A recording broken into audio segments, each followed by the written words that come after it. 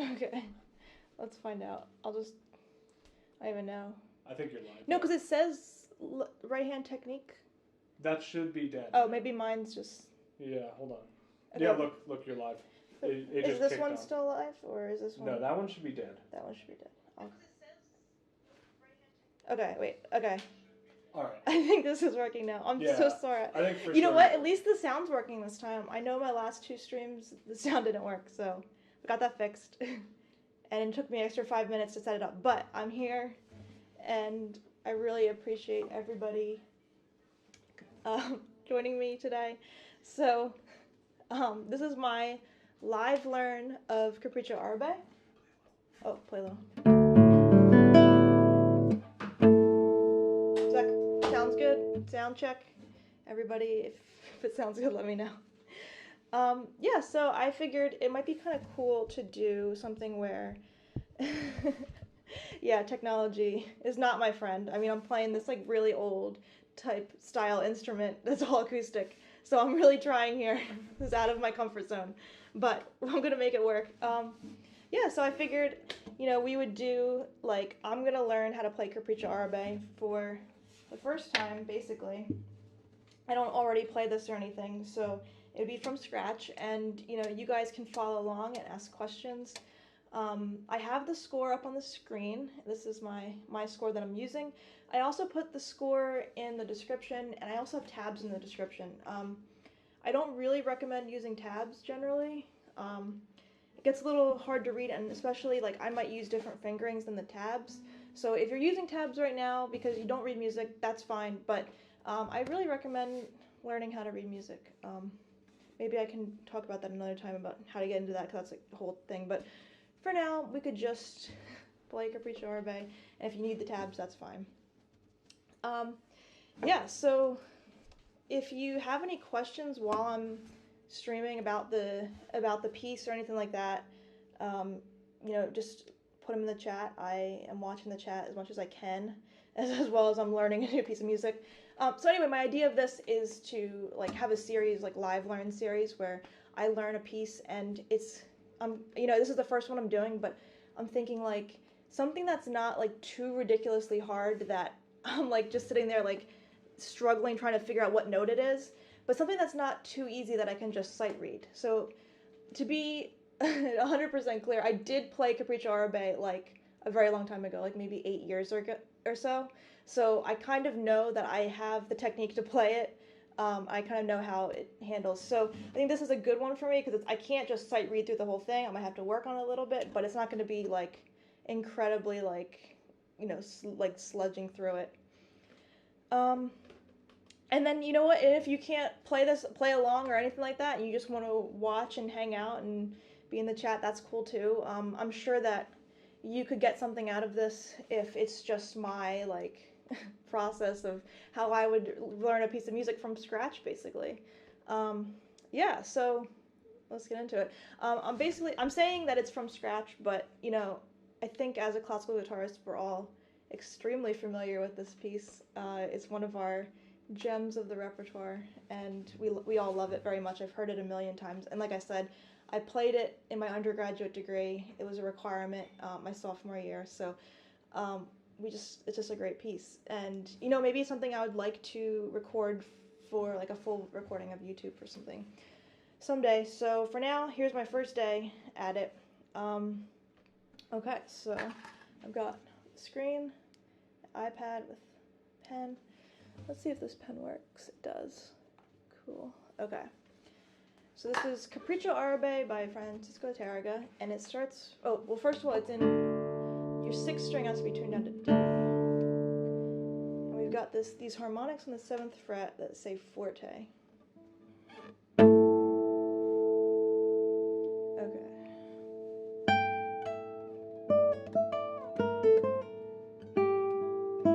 You know what? I should have went over this first, but look at that key signature. We've got 1 flat, B flat, and I really don't like flats, and most guitarists don't, so we have to remember to do B flats. So that means no open Bs, stuff like that. So let's see. I'll do that again.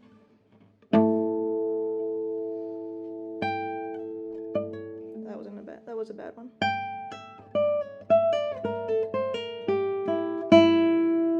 Accent on that E, okay. Is that B flat again? A. The bar there. Good rest. Okay, so because I know this piece, I've heard it before, I know this is going to be the exact same thing twice. So, I mean, we can play it again. It's hard to get that a nice sounding slur all the way up there because we've got a G to an E.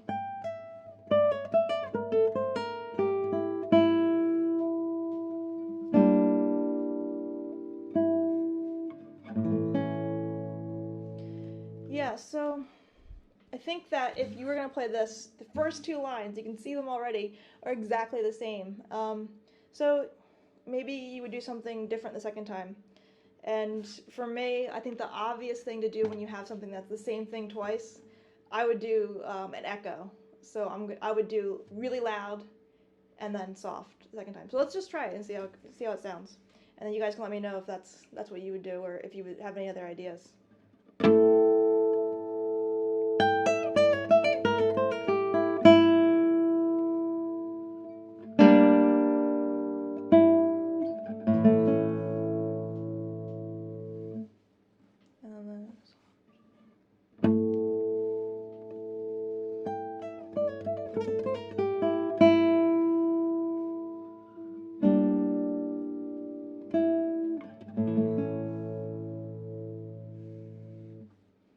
I like that. I'll probably do that. So then I would do this. I would take my pencil. My mics are right here, so my handwriting's gonna look really bad. But maybe I would write a little piano there.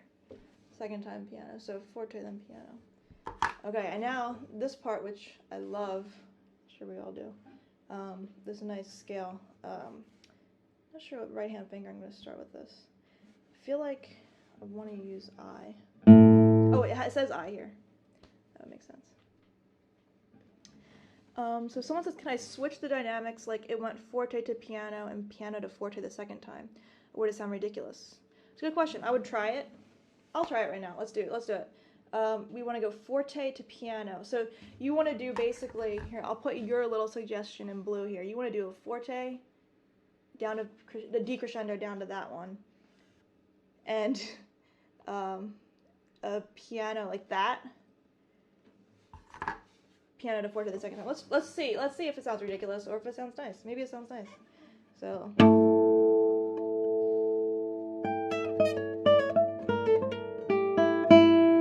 oh, that wasn't. You know what? The problem is that these notes go by too fast to like think about the dynamics.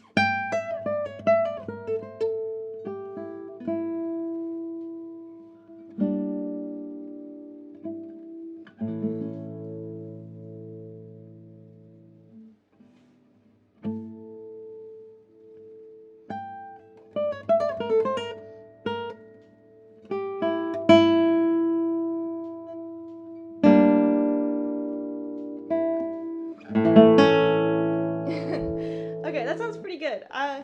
That could be your thing if you want to play this. I don't know if I would. It's pretty difficult to play all those notes in a crescendo at the same time. But if you really liked that, you could try it. Okay. What is C2 and C3? So that's just a bar on the 3rd fret and the 2nd fret, respectively.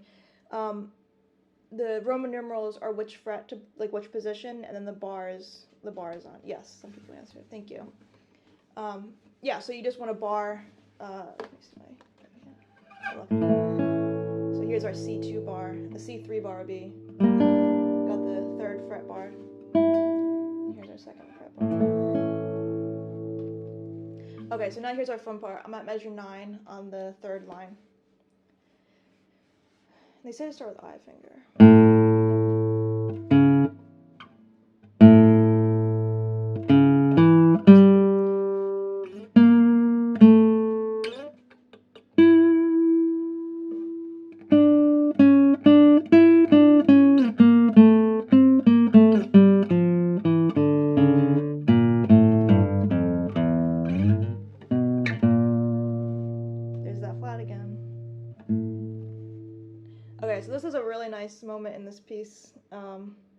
I would definitely do this IM if you don't start it with your thumb.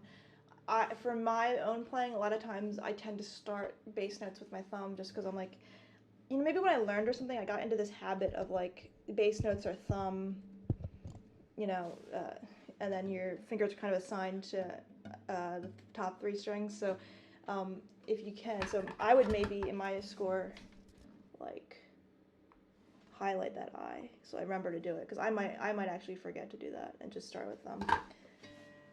Let's do that one more time. So this is an interesting run because it's all these notes are all on the same string, or on the low strings, and then there's that B flat at the end. Let's try it one more time.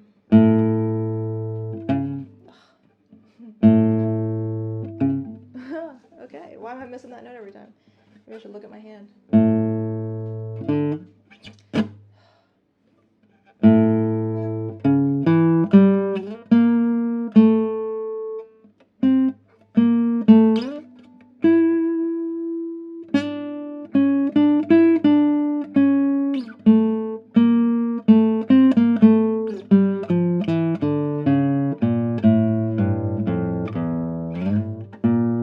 See, I did my thumb there for no reason.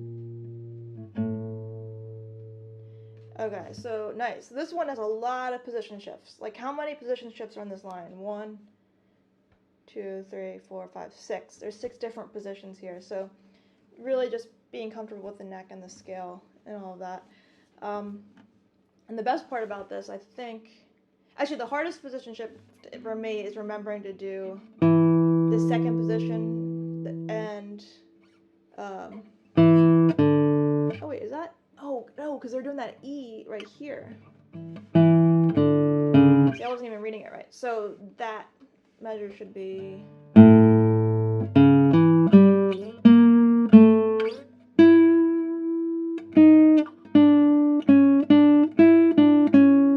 A, C, B flat, A. It should all be...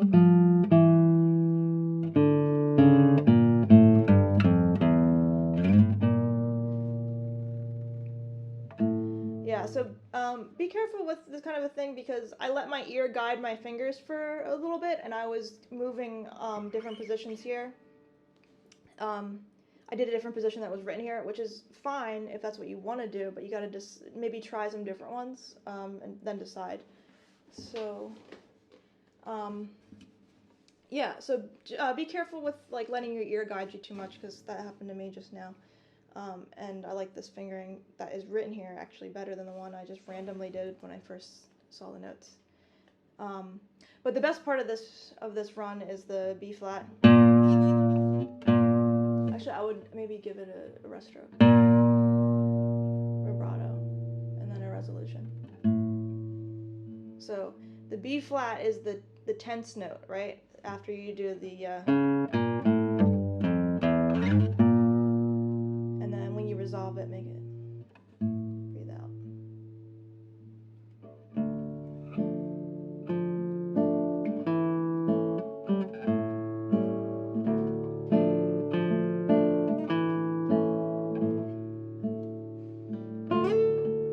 Oh, that was a little intense of a right? Like it was just like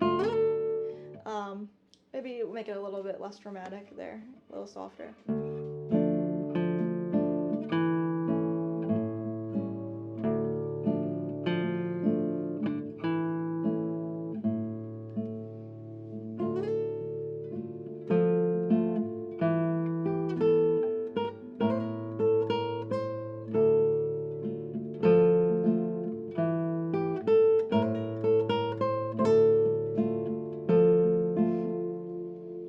No, okay, nice. So let's see, looking at this, the intro part is pretty easy to read.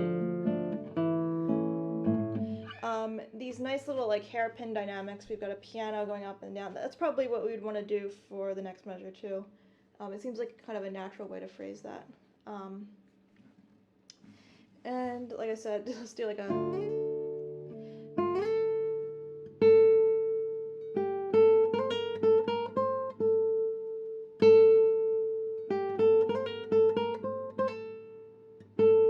So sometimes it helps me to play just the melody on its own because, yeah, sometimes you can get too caught up in like all the stuff going on because like I'm looking at this music and I'm on measure 15 right now, and there's a lot of things going on. There's like a top note, a grace note, bass notes, all that. Somebody's asking any advice for how to pick the right note when sight reading, since there's more than one possible. Yeah, probably when you're sight reading to just be better at sight reading. Honestly, I could definitely be better at sight reading. I'm sure we all could. That way, like, for example, like I know what key we're in here. Like I know what position it is, and it's probably like if I'm in this position, I have to play this A here. This G makes the most sense here. It wouldn't really make sense to go back to this one because then you have to go back again to the A, B. I mean, I guess you could do. So just knowing them, and a lot of scores you can find that have fingerings, and these fingerings are pretty good. A lot of times we end up changing fingerings after you know the piece a little bit better. But these ones I like so far. I mean, I didn't get that far into the piece, but I don't have a problem with these so far. So if you're sight reading, that's a whole different story because you have to like do it on the spot. But if we're learning something, we can try the fingerings that they have and then write in some notes to yourself and see if there's anything you like better. All right, let's see. So let's do that again. Let's do this one.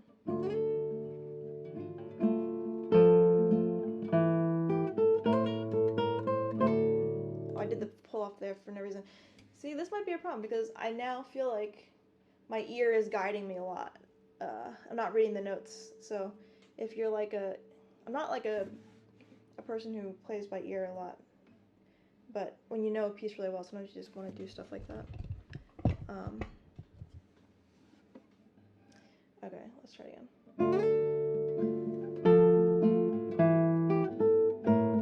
So I should hold this down. So another thing is that I'm thinking about is these like that guy, that E. He needs to be held down for a whole beat. So I gotta keep my third finger down.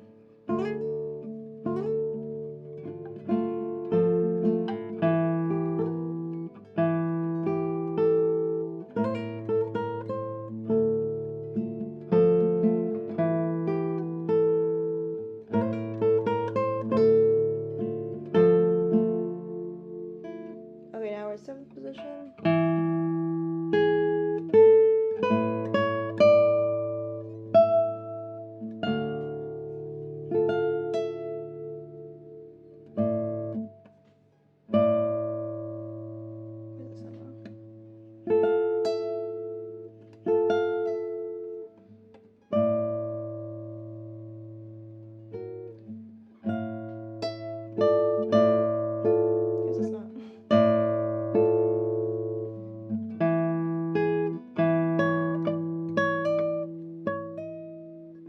Oh, it's an E.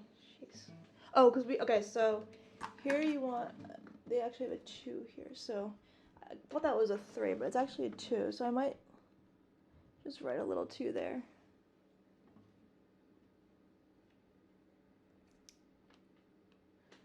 Yeah, let's do that. That A bass is better on an open string. I did play it open. Yeah, these are all open, right? Yeah.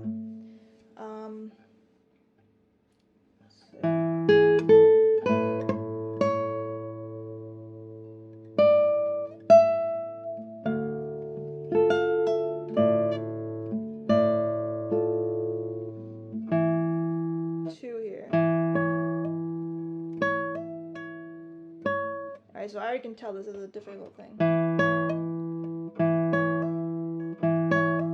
don't even know if I need that slur. I don't know that.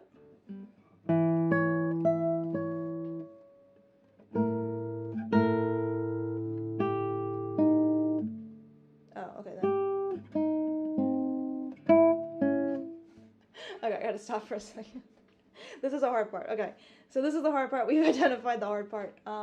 Measure 18.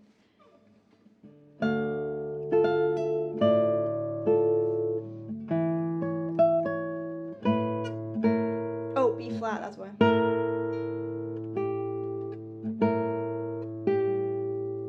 And then they want me to go back, but that feels weird. I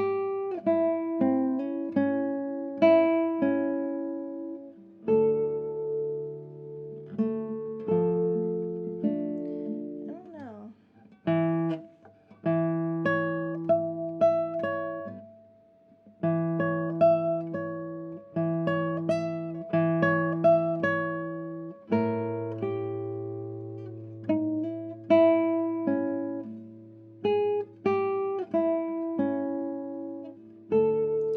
Yeah, I don't know. Maybe, so for that measure, this is measure 18. We've got this B flat to G. I really want to play the E here. Why not? And then the C sharp there. Well, then the problem is, yeah, it just feels weird to like go all the way back to 5th position and then back to A over here again. Oh, no, that makes sense. I guess, does this make sense to... maybe it sounds more concise then. Because now that C sharp's on a bass note.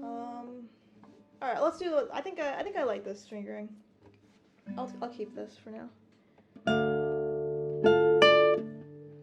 Oh, that was bad.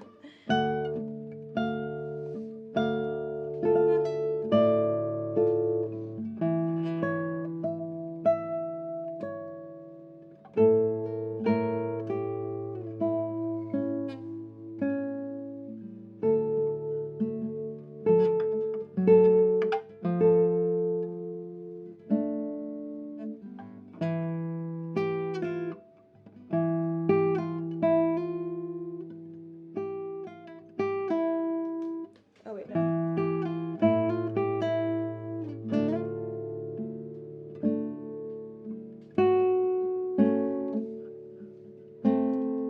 Okay, let's work out this part.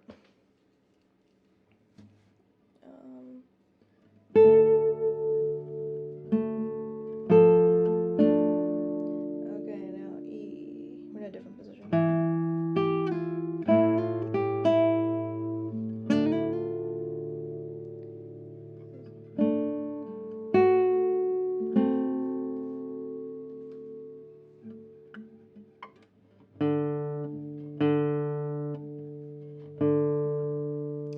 That's in.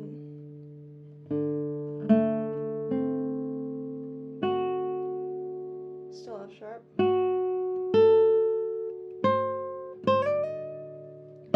Fermata over that E flat.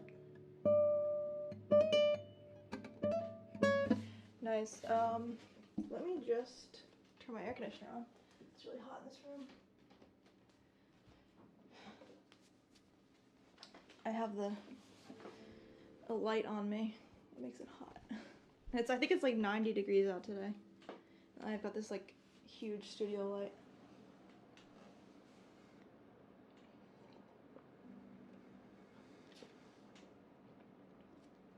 Yeah, that stretch to the B flat was weird. I didn't expect that. I keep feeling like everything should fit into like one position. There's a lot of like stretches.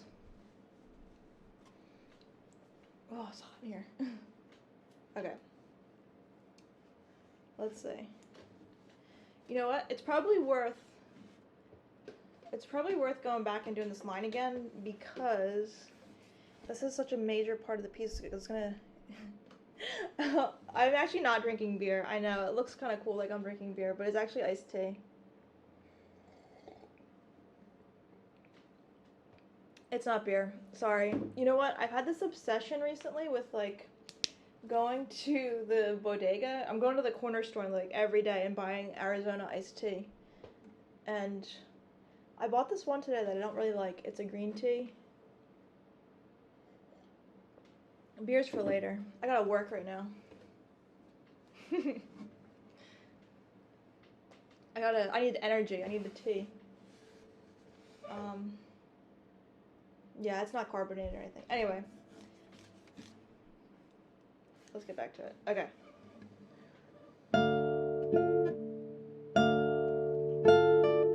Now have your third finger down, so...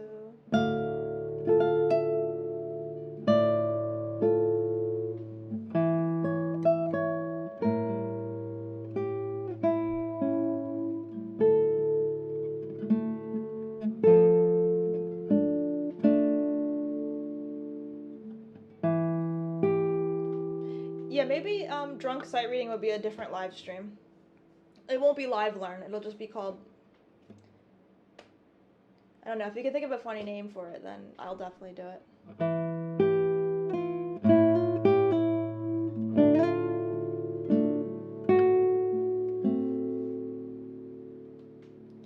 Okay, we're back now at this part that I hate.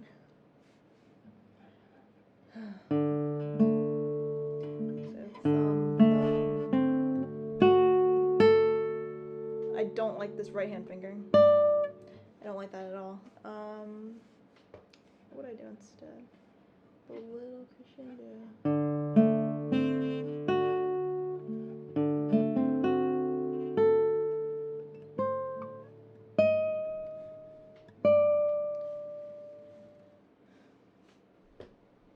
You think the fifth position? Yeah, maybe. Just like feels weird to play. Yeah, I guess that makes sense. It feels weird to play this D there and then second finger and do that whole. It feels like an unnecessary bar, but maybe that's the best way to do it.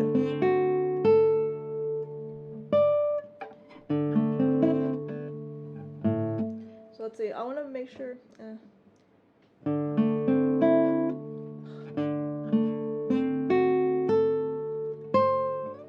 Actually, now the fingering that they gave me makes sense. I kind of liked it. Yeah. Also, why am I playing everything rest stroke? Maybe that one. The score software I'm using is an app called Fourscore. It's pretty good. I can just put all my scores in there, and then I've got a Logitech crayon and I can draw on it. And then that's what you're seeing on my screen. Anyway. Oops, that's not what I wanted. Let's go to the next page. Okay, now we're on the next page. Key.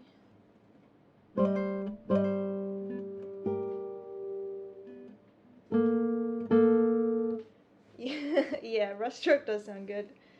The problem is, like, when I'm sight reading, I just do all rest stroke because it just sounds. I don't know. Like, maybe because I don't have to think about it too much.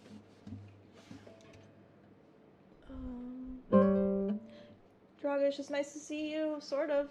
See your picture here.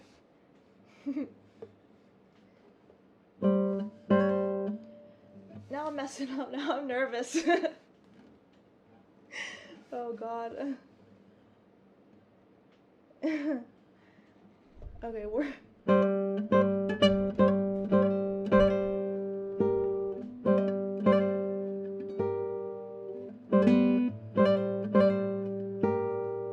B flat again. Oh, maybe we could do a little bar here. That's a good idea. Whoever made this edition is a genius.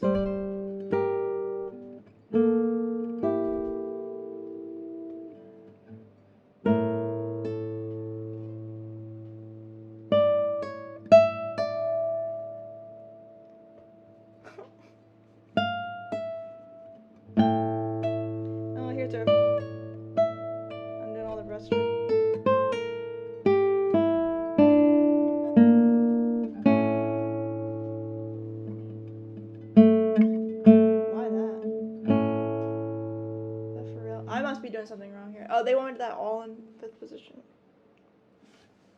Let's do this again. Okay, so we've got...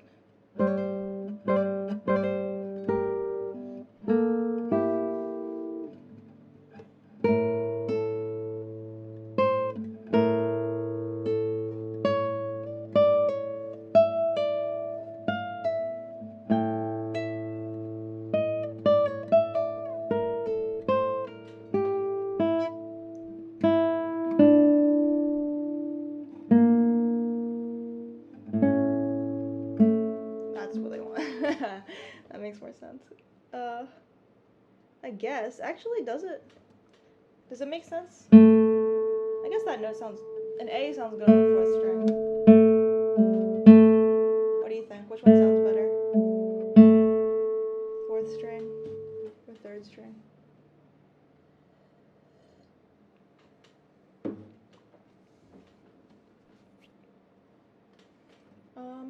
Not sure.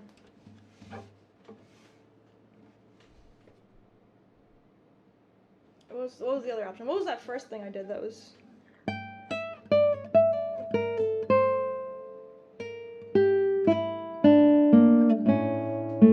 don't know, that makes more sense. No, maybe not, because I like the slide.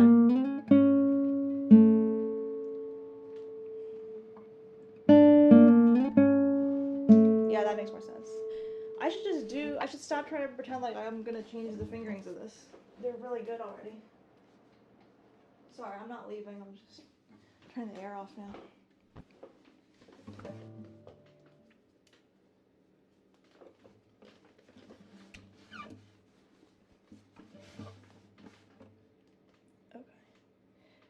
Yeah, I'm just gonna do the fingerings that they have here.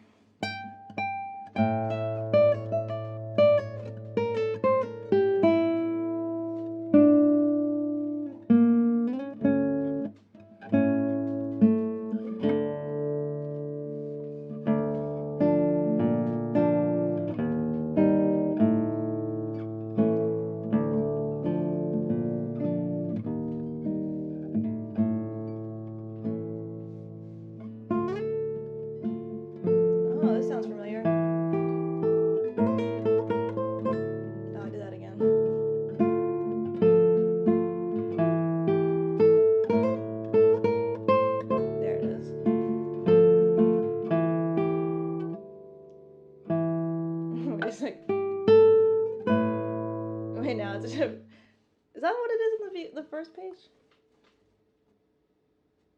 Yeah, it is. I just forgot it. Oh, you know why? Because the fingerings aren't here and I was following them before. I might have to write them in.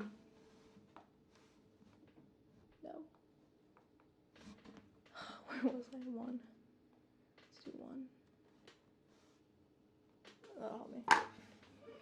Okay, now I'm on the 4th line again, back to measure 27.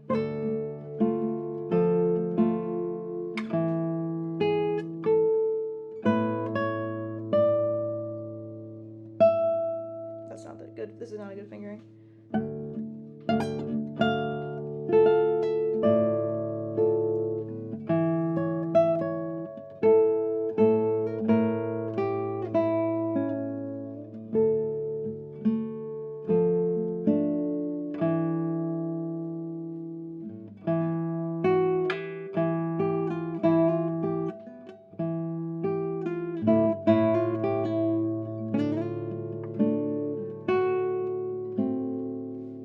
This thing again that I did.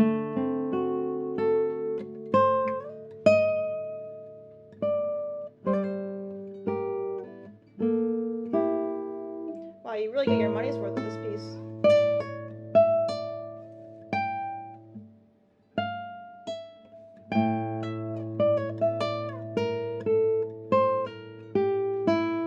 Exactly the same.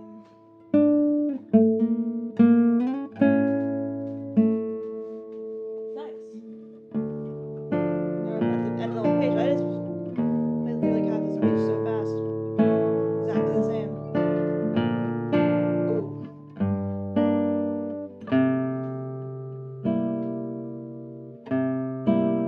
Yeah. Right? Why does that feel wrong? Sounds wrong.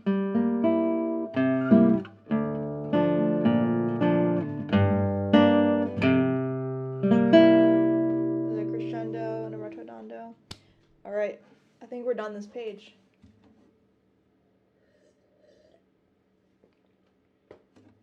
I'm not sure that I'm a prodigy. I'm like way too old to be a prodigy, honestly.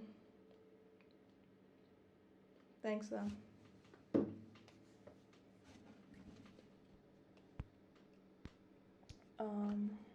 Yeah.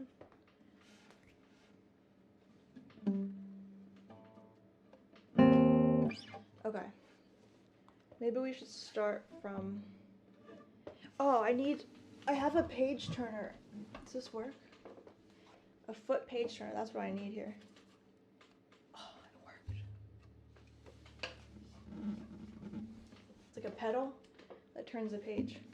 So we could do this. I know, when it shifts from minor to major, it's so nice.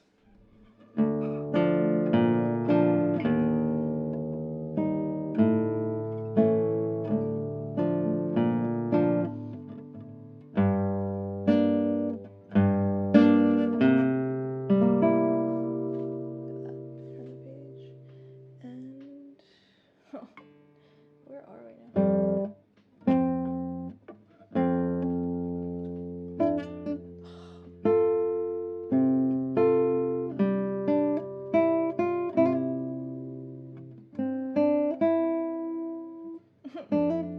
Oh, I have to hold that third fret bar down for so long. Okay, so let's see. We're gonna start from where the bar starts. You know what? Because I'm looking at this first measure, 35, the first note is an F. I might just bar the 6th string too, even back here. I might just keep that bar down for so long. We'll see. Is that right? I don't know why I keep thinking that's wrong.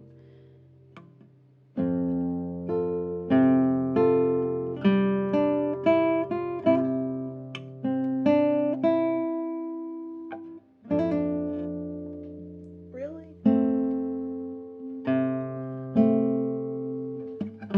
Didn't even get a break. Did I go right into another bar?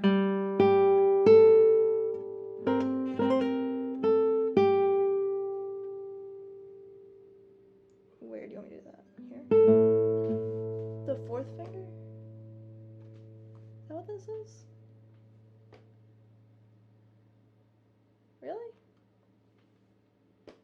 If anybody plays this and they're watching, aka Phil, would you do that fingering at 37?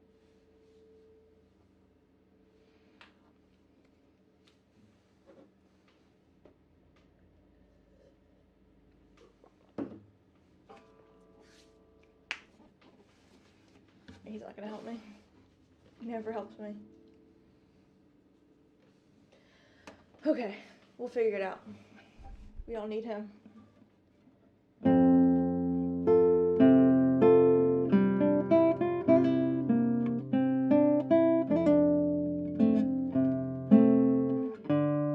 No.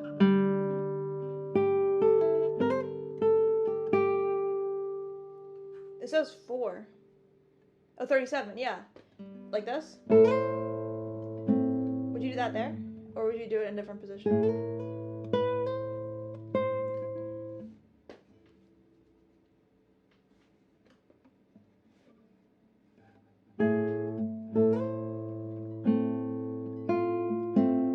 I guess that makes sense.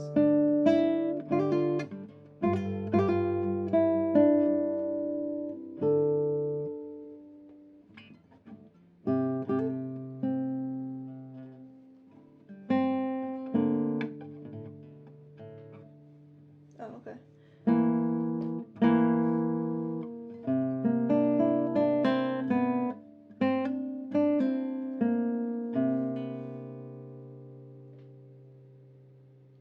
You cut that out. That's a good, yeah.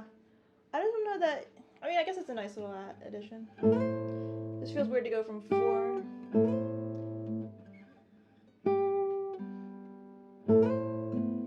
Maybe, yeah, since I'm just learning it, maybe it's something I would want to cut out. That's a good suggestion. Or maybe find another fingering later. But for now, I think it's okay. A lot of times I tell my students to not even do like these accents or these grace notes and things, not accents, grace notes and slides and things, because sometimes, I know when I was in college and I learned this piece, I think it like messed up my rhythm a lot. Like I would give it too much time or not enough time, and it would mess up the rhythm of the whole thing. So actually, if you are just learning this, maybe try it without any of the grace notes, so that way you can get a real feel for the rhythm and then add them back in later. And then they're kind of more like there's a little ornament added on. They're not too heavily focused on too heavily. All right. Well, let's see. Enough procrastinating.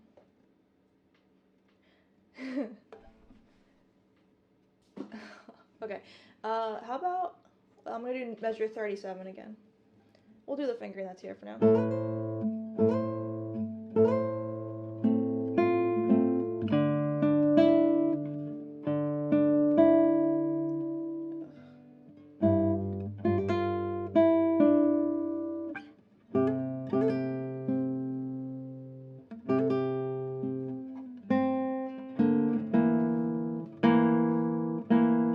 Let's do that measure again, because that's kind of a weird, I don't know why that's so weird for me to do. I guess I just don't expect it. I'm just not used to playing B flats, I think, and it's just weird. Just throw me off.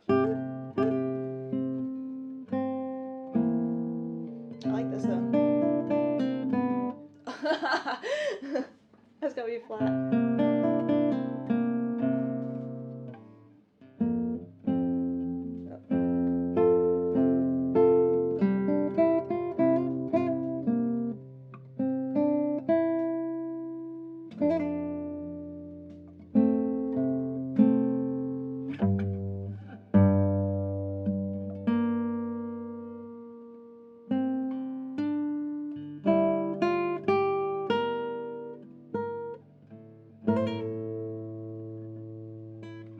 Should be in a bar, so I should have barred that, right? Oh no, it should have been barred from when they told me to bar.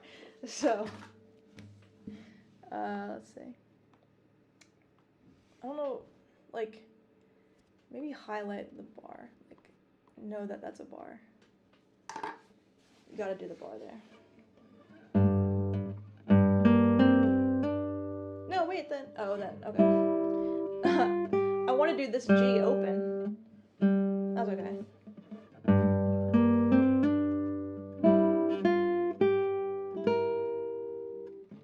Oh no, because now... Okay, so only bar 4 strings. Right? No, because you need this one. I have to move the thing over.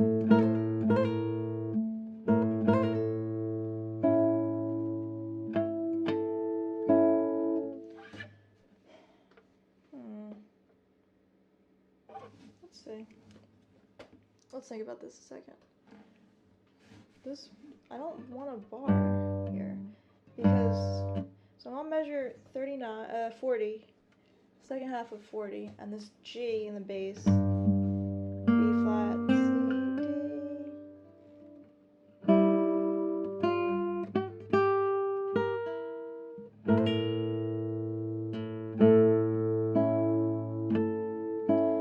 No, maybe it doesn't really matter so much. Maybe it's not that difficult. Overthinking it.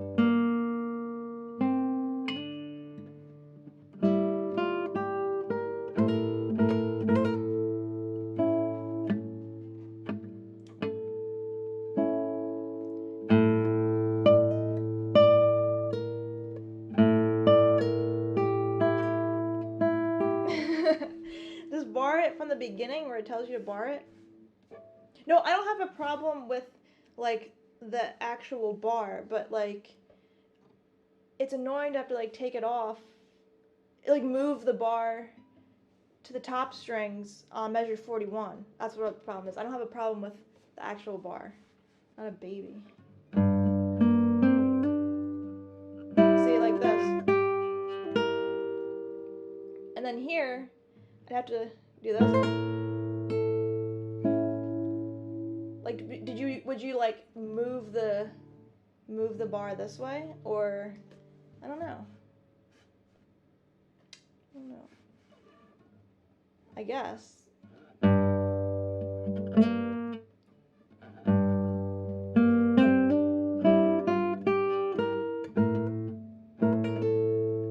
See, then you can put the bar back down. That's the weird thing.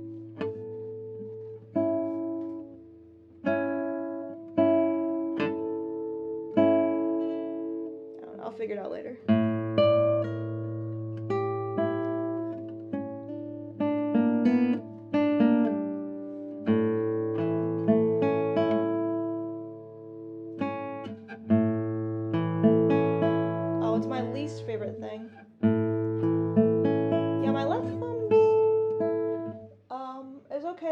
squeeze too hard. It's still like, still hurts though. I'm just glad it wasn't a different finger. Oh, we're getting to this fun chromatic run. Okay, let's do this. Let's stop procrastinating. The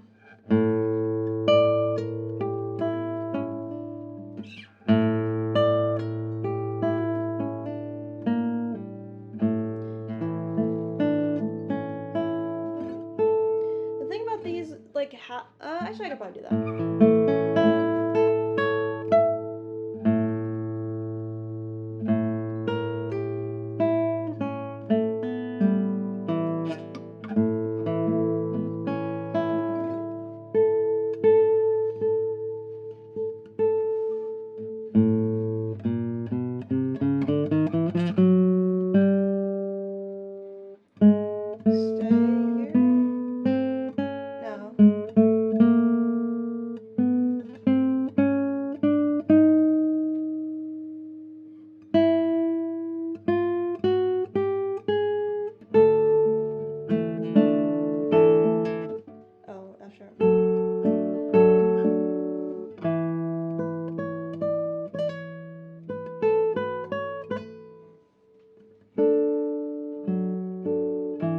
Okay.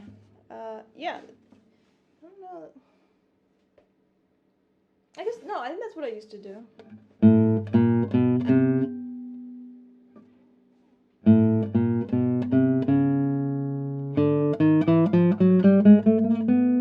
Then shift here.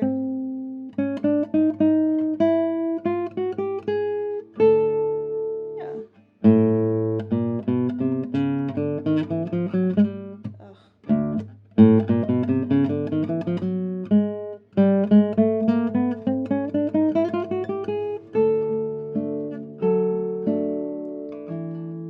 I don't have a Twitch account. I don't know if I'm ready for Twitch yet. I know this is kind of like, this is like a Twitch thing that I'm doing here. I definitely was inspired by Twitch for this stream. And I might do it eventually, but right now, it's not yet. Not yet. But if anybody thinks like, if anybody is on Twitch and thinks like they would follow me or whatever, let me know and I might think about it. But for now, just YouTube. Yeah, this is actually, Twitch is also the reason I figured out what a live learn was. But on Twitch, they do live learns where they like learn a song by ear really quickly. Like, I mean, not quickly, but like it doesn't take that long to learn like a pop song by ear for that. Like these people are really good at it.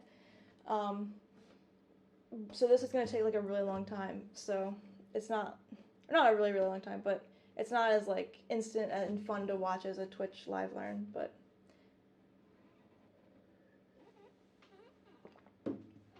I don't know if this is fun to watch. You have to tell me if this is or if this is really dumb. This is the first time I've done this stream. I'm having fun. I'm playing this cool piece though. I don't know what you guys are doing. How about we do, oh wait, where did I go? You know what happened? I hit my pedal, my foot pedal, and changed the page too far.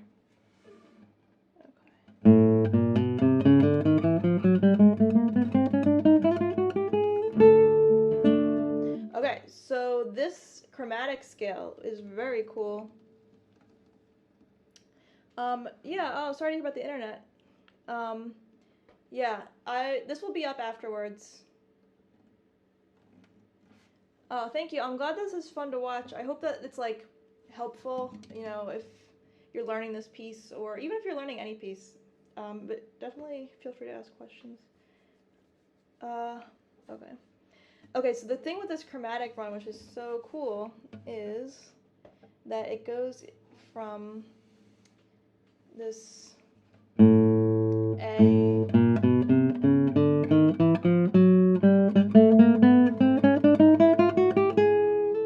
to this A, and there's a big crescendo. So if you have a crescendo that's that long, it's kind of hard to space it out. So maybe I'm going to start much quieter.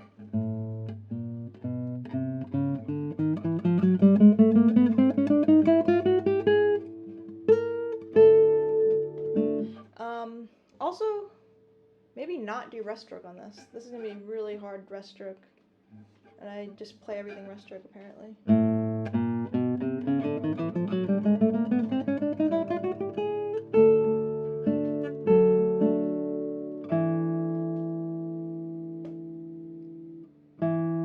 Yeah, it is fun to.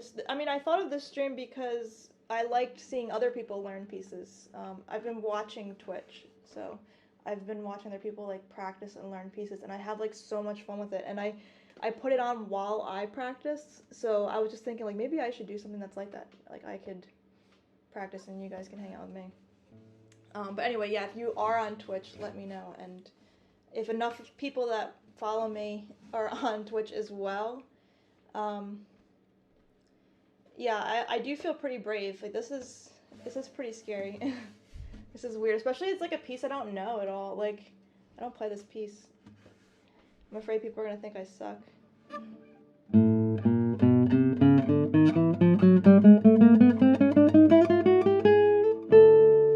Okay, now we're in this new key. So F sharps and C sharps.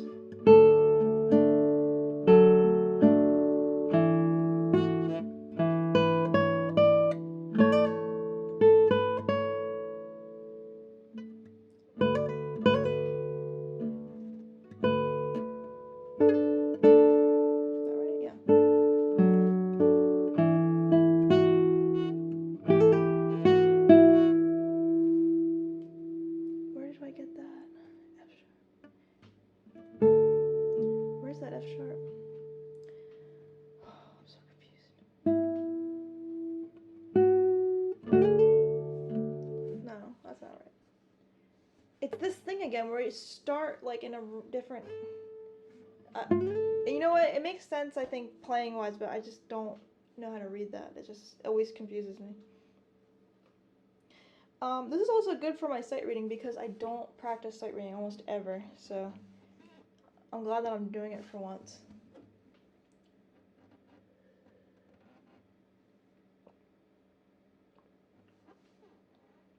Okay. Thanks for sticking with me, guys. This is a really. Okay. Let's try that again. I think I figured it out. So I'm at. Let's start. You know what? Let me start from that chromatic run again. How cool is this chromatic run? Probably would benefit me to practice it a little bit more. This is the kind of thing I would do if I wasn't on stream right now. I would just be like playing this over and over and over again because it's fun. But I'm trying to be like a model, like a role model practicer for you, and you can't just practice something just because it's fun. Like you can if you want, but if you want to get better. So you probably should practice it. And then not bend those notes.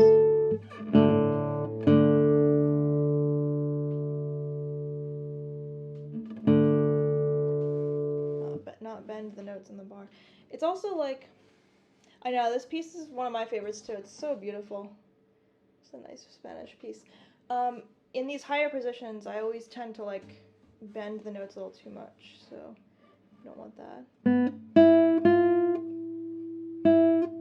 Where was it?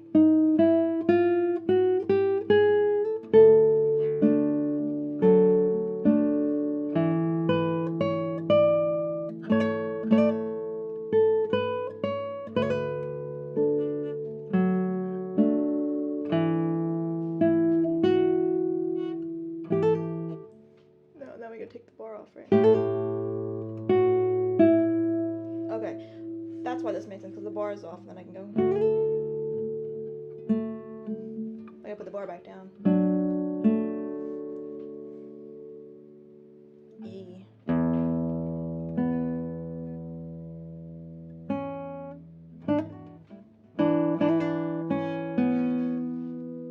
C sharp.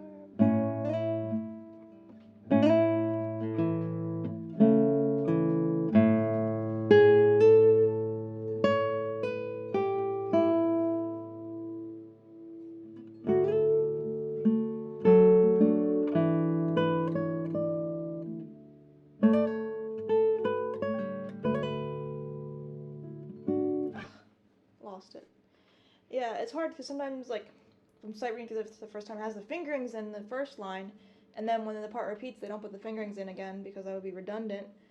But if you're sight reading it, you might need them again. I don't remember what they were last time.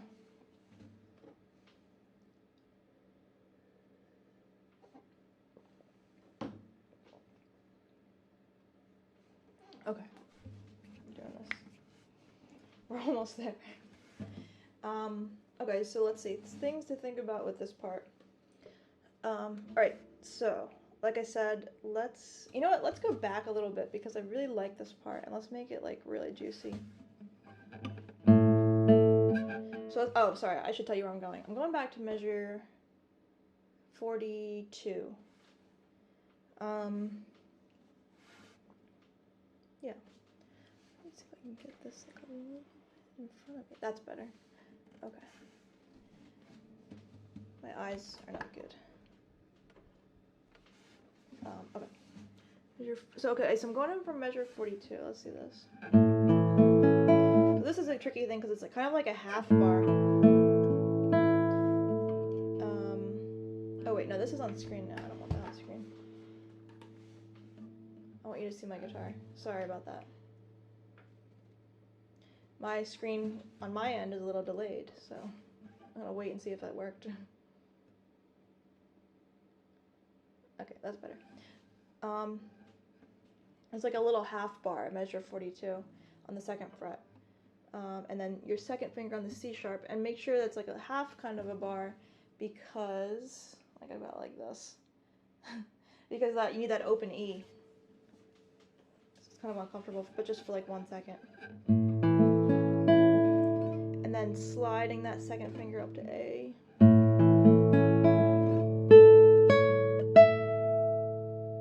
Right? Did I do that right? Or did I just...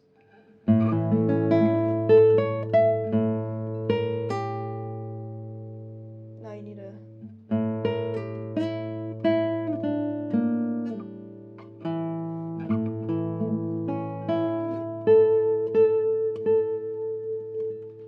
Okay, this is a cool part. There are these A's that happen. So first we do, at measure 42, we've got... It's kind of like going up, and then I would breathe a second, and then come back down.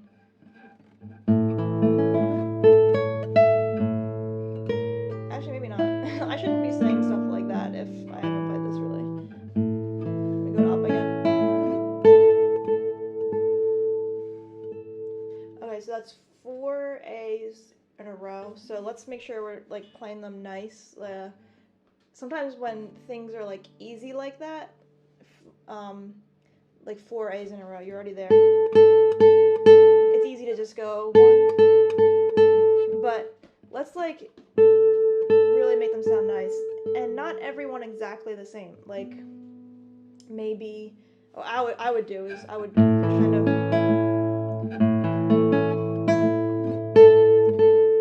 decrescendo, maybe a little ritardando.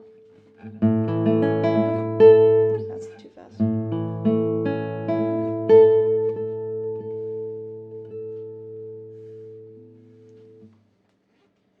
How do you know where to finger it? You don't consciously think about it. The fingerings are on the page for the most part. And if they're not, I would probably write them in. Yeah. And I probably won't write in the left hand, or the right hand, sorry, unless it's... Yeah, I think the dynamics in this part makes a really huge difference. Like, especially because the chromatic scale needs to start so quietly, so... And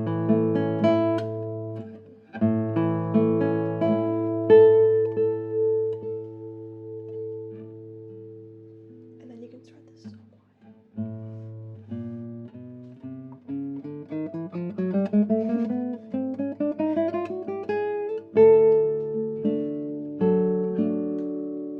You know what? You said, Jeffrey Gordon, you make me wish I practiced more when I was your age. You could still practice. It's never too late.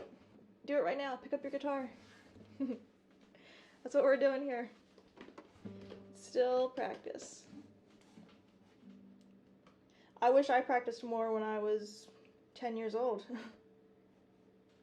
But I can't go back and do that, so here we are.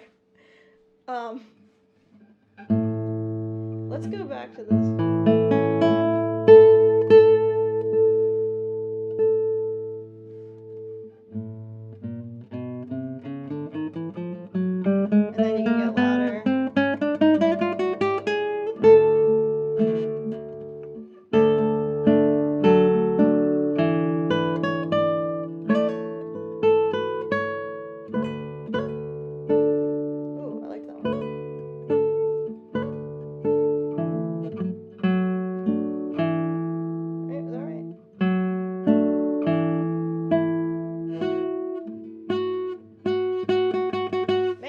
Buzzing so much.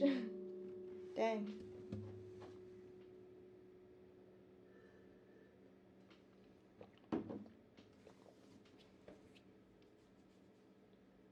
Alright, let's see. We're getting there. I've almost learned all of the notes to this song, this piece. But as you can see, my practice is like a lot of me like not playing. I gotta get better at focusing. Where was I? I don't even know where I was now. Here I was. Where was I? Probably somewhere around here. Let's go back to 45.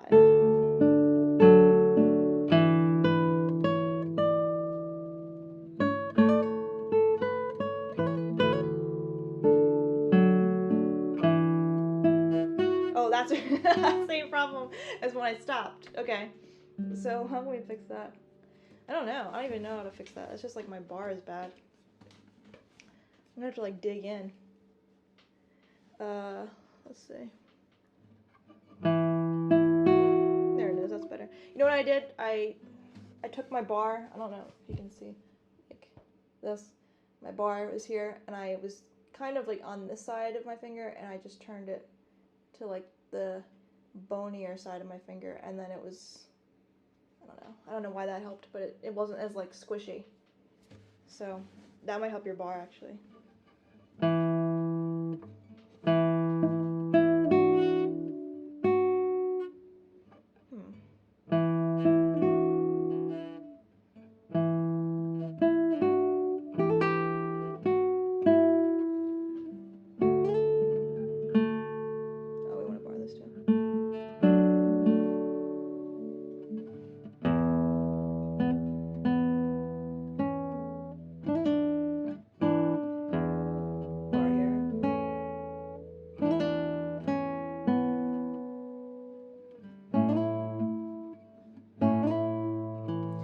So be careful on measure 8. I gotta be careful because I blocked that 5th string. Actually, maybe I want to block it. No. Made that like. You hear that? Like if you just touch the string at like a tiny bit, it makes that like. It's like a zzz sound. I don't like that.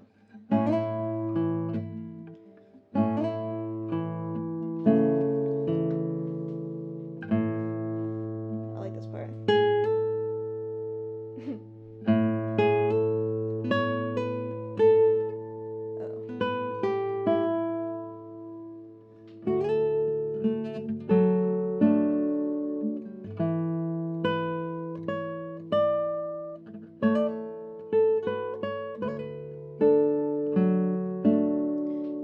Here's something interesting. Okay, paste.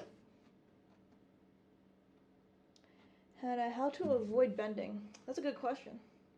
For me, I just try to be aware of it, especially like I said on the higher positions. I tend to bend the notes a little bit, especially if there's a bar. There's a lot of stuff going on. I think if you're aware of it and you're listening and you can catch yourself doing it, like you can hear the intonation kind of. Yeah, this part's really cute.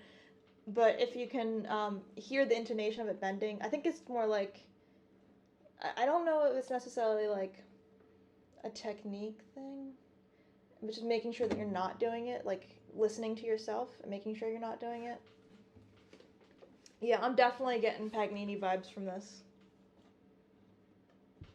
Yeah, these are 16th notes. You're right. Not ignorant at all.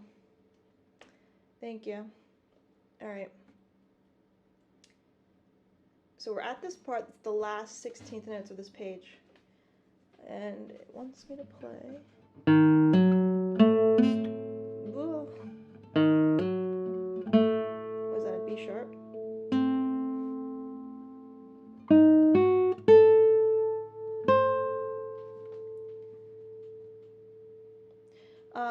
Oh yeah, so somebody's asking, the Roman numerals above the bars indicate the fret position. C5, C2 notations mean. Oh, okay, so the Roman numerals are the fret position, and the C is the bar. So like you can see, like I circled right here, this highlighted, where it's got that little C before the Roman numeral. That is telling you to bar that fret. So I'm on the last measure of this, and there's some Roman numerals. There's a 6 Roman numeral and a 7. So that means just playing in that position and not necessarily barring.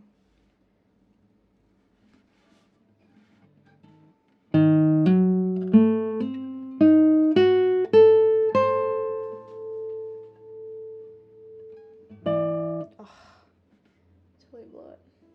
Let's do it again.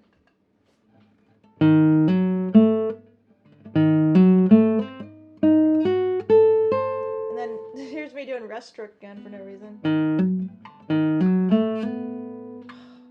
Can only do rest stroke.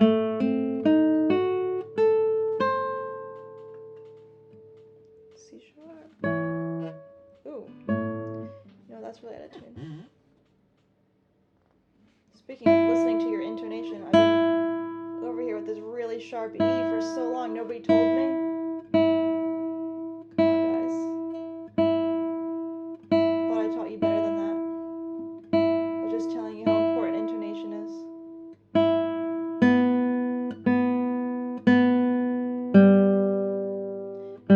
But for real, I have like a studio light on me right now, and it makes my strings go really sharp really easily.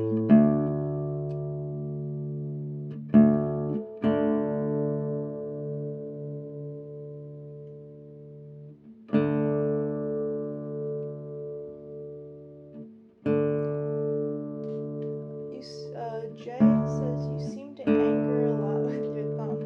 Yeah, I probably do. I don't know if that's necessarily good or bad. I think I kind of use it as like to know where my right hand is. You know, like to have some reference, maybe. Or maybe not. Maybe it's just a habit. I'm not really sure. Yeah, I don't know. I think as long as I'm talking about like my own thumb, but I'm talking as if somebody else has this issue. If you do have this issue where you're like anchoring with a finger or something, as long as it's not tense, it's probably okay. Like if you see see people anchor with their pinky like down here. I mean, like your pinky's like if I do that, I can feel the tension in all my fingers. But if my thumb is just kind of resting on the strings, I don't think that's it doesn't feel tense, or I don't notice anything, so it's probably okay. Oh, my voice. Yeah, you know, I don't have a voice mic. I just have my guitar mic, which is 2 condenser mics, which is why it's so quiet. But I do talk kind of quiet too, so I should probably just talk louder. I'm a really quiet talker, I think. I'm trying to talk louder now. When I was in college, my nickname was Peep because I was really quiet. So I'll try to talk louder. It's just the guitar mic. I know it's these really nice condenser mics for the guitar, but it doesn't really help with my voice. I'm gonna have to figure that out. That's the next technology step that I will take. I promise. And then I'm like, I'm like talking so quiet, and then just like slamming these bass notes in your ears. I'm so sorry. All right, let's get back to it. Nothing I can do about it now. Sorry.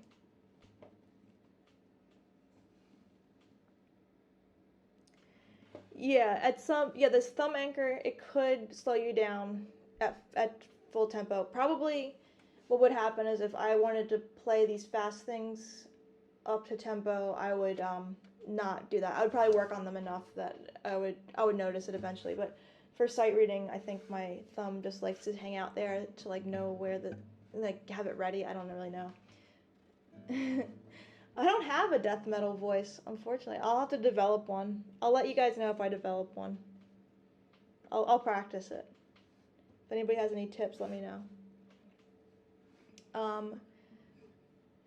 Jeffrey asks, where did you go to college? I went to Rowan University for my undergraduate degree. It's in New Jersey. That's where I was peep. Okay, let's see. So how about, let's go back a page. Do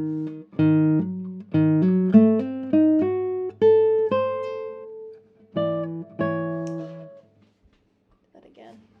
I gotta do that a couple times because I did that again.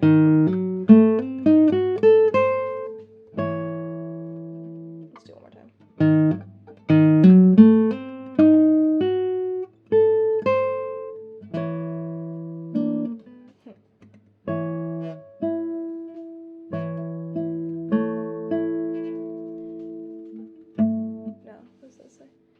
What in the world? 5th fret, harmonic 7th. Okay, so we've got this harmonic that I'm zooming in here. It's a 5th string, 7th fret. Okay.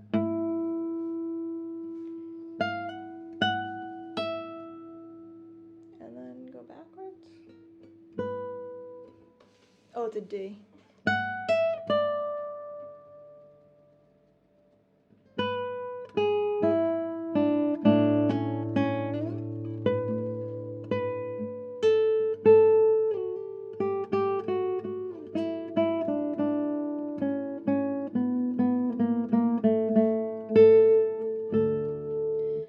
Metronome. Yeah, I would use a metronome, not right now because I'm just learning the note. Oh, sorry, I keep looking at the screen while I talk.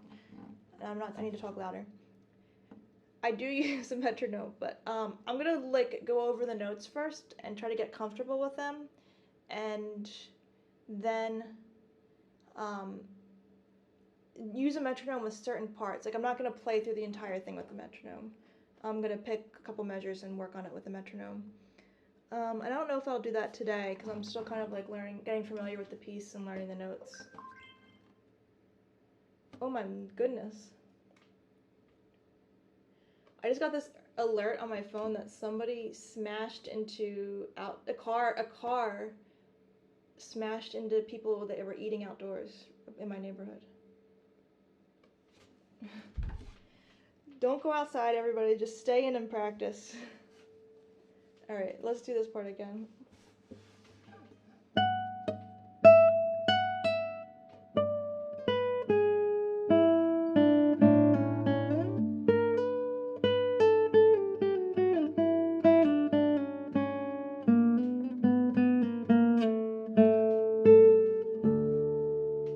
Let's try here. Nope, major.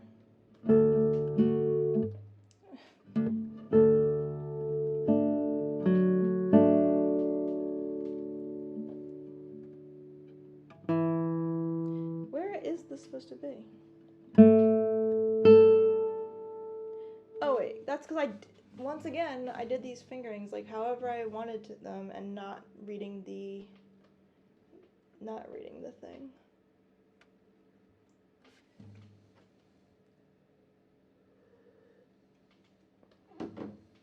I didn't read the positions, so I was doing this.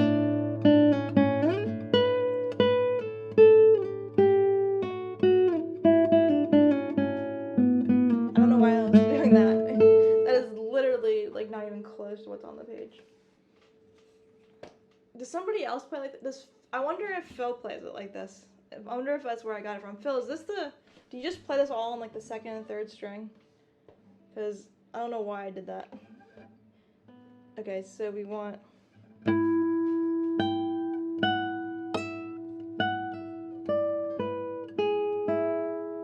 Oh wait, that's second fret. Wait, why does that say second? And then 9, okay.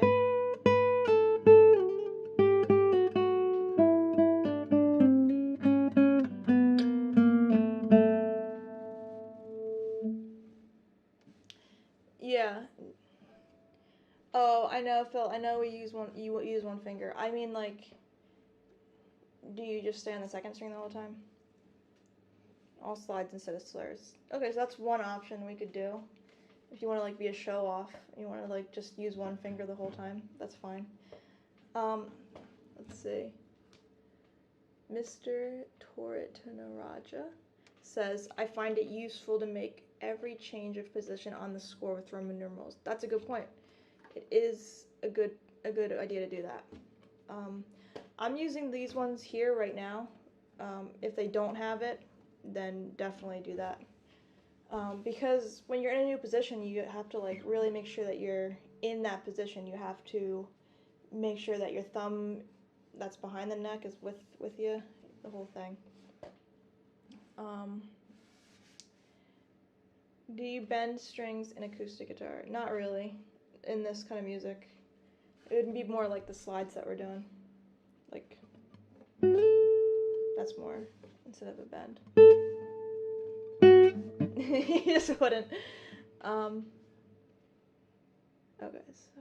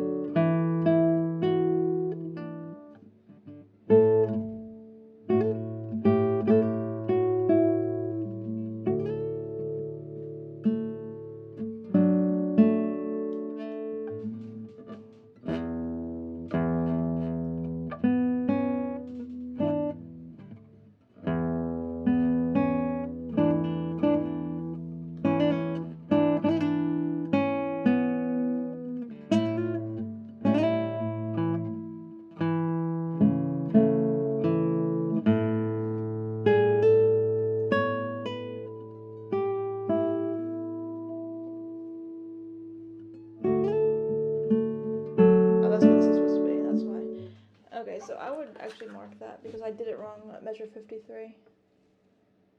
Not left-handed one by chance. Why is this? What is that? Measures. That's just still in 7th position. I should know that.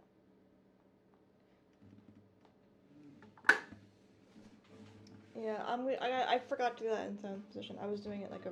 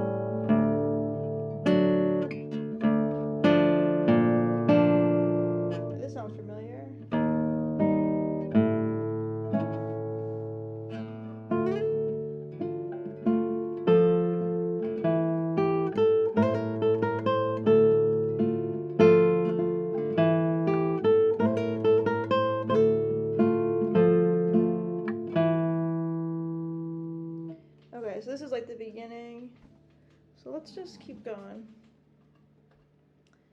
Oh wait, that's it?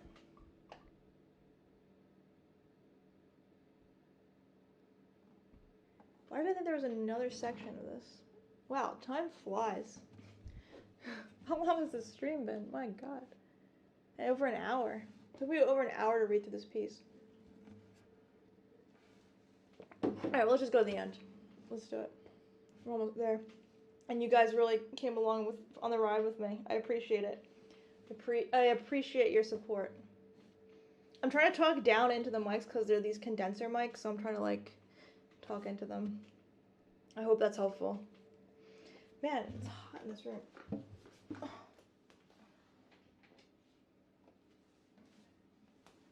Okay, we're almost there. We're gonna get there. Almost at the end, and then it's been an hour and a half. I can't believe it's been an hour and a half. Time flies when you're reading hard music. Also, as you can see, I'm doing a lot of not playing music. I'm so glad that this is informative and fun. Who would have thought that Tarrega music would be fun? I'm just kidding. It's of course really fun. That's why we play classical guitar. You've got the first measure. Okay, we're there.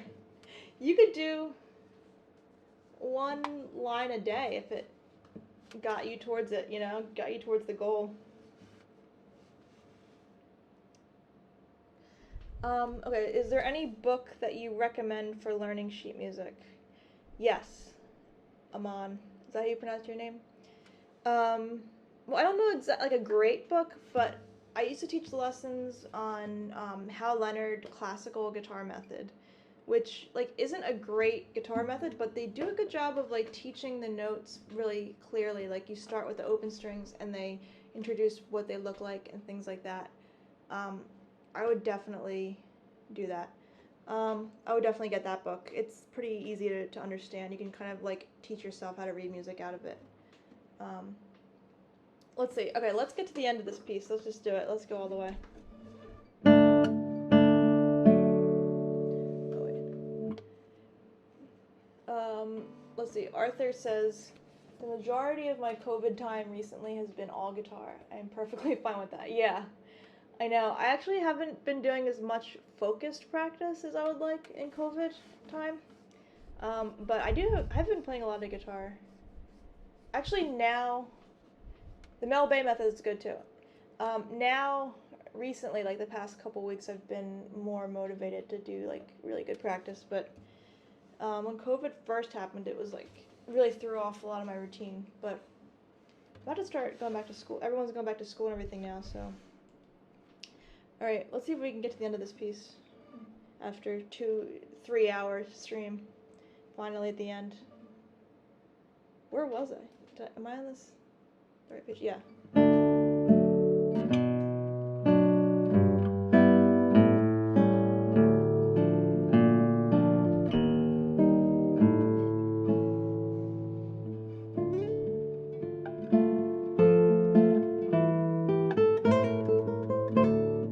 I do that every time. I gotta work on that. Let me do that again, because I can't be doing that every time.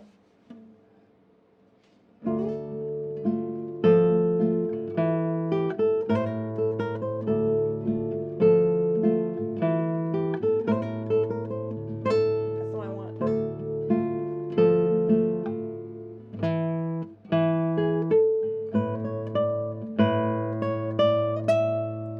I don't know what It might take me 14 hours to actually get this, like, sounding actually good. What was the fingering for this? Oh, yeah, because we've got a bar here, right? No, I'm not gonna bar that. Okay.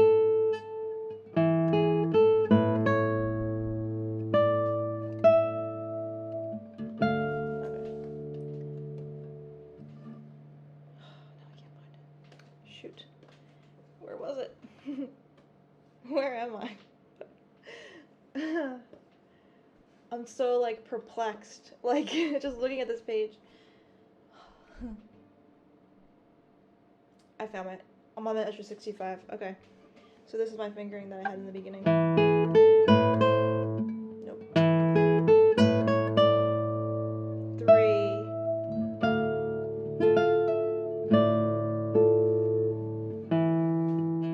Remember that one. Sometimes when music is like difficult, like this kind of a thing.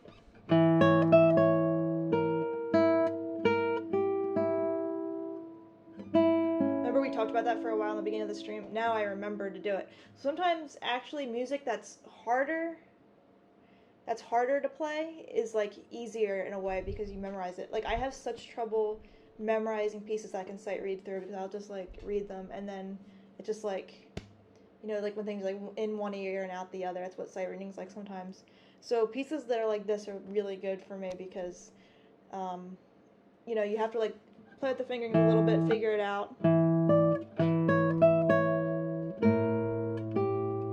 Oh wait, maybe no. Let me yeah. Are we doing that? In the first time we did this, there was like that little grace note that went to this, right? Or maybe not. Oh, it was F natural. That's why it sounded weird.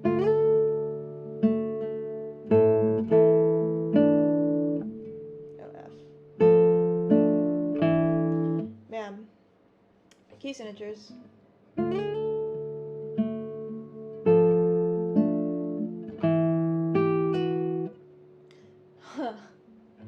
Wow. Okay, so it's really hard to get back to this key. Where is? Well, I was gonna play this here.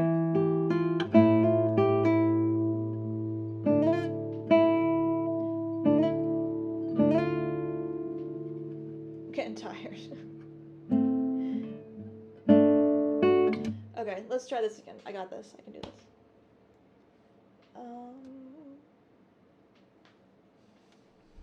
Yeah, Hal Leonard method is the classical guitar method. That, not saying that's the best classical guitar method.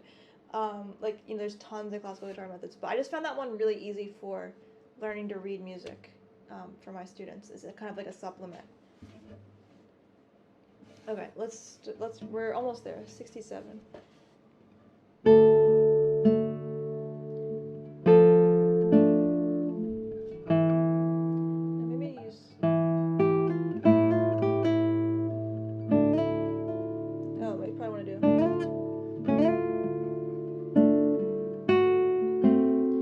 This annoying thing. Once again, things that are difficult make it so much easier.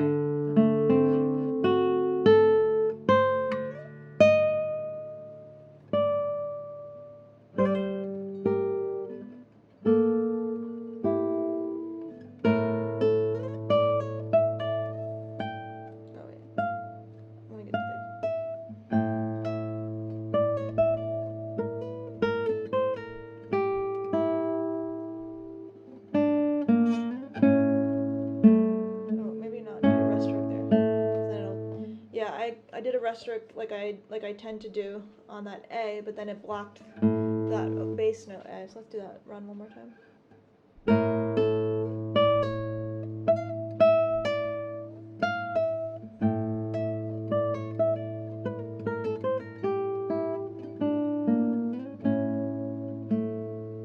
Yeah, no reason to like do like a huge rest stroke there.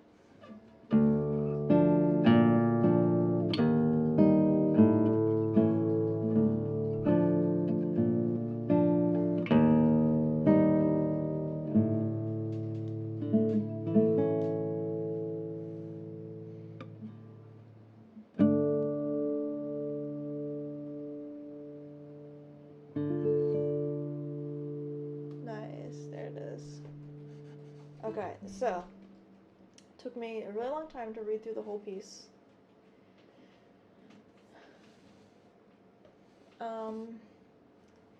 Let's see. What would we work on next? Maybe pick a section that we want to work on.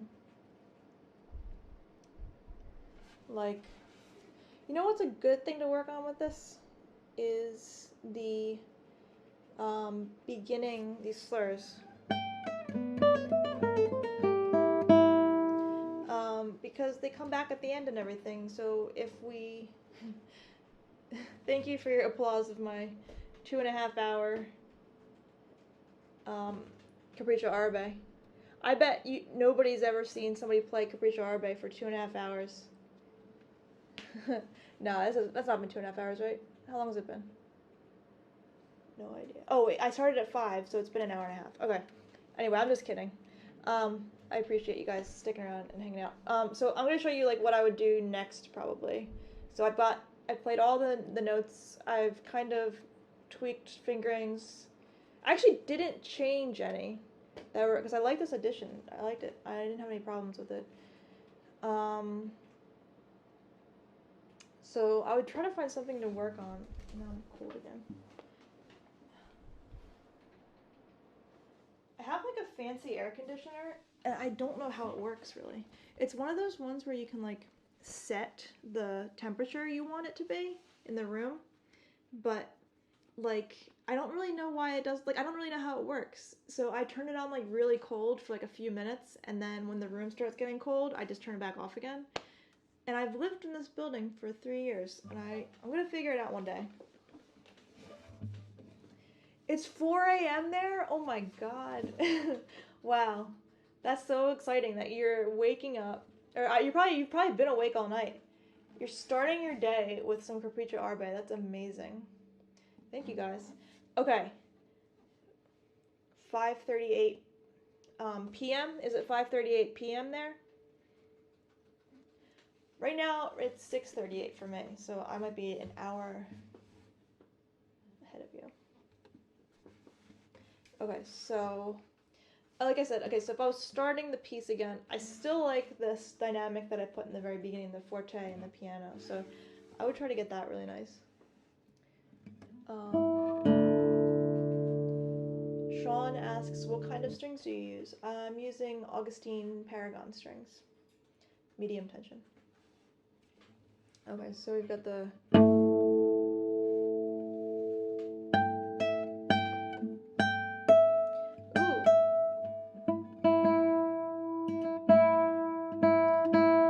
String out of tune? Kind of sounds like it. Really?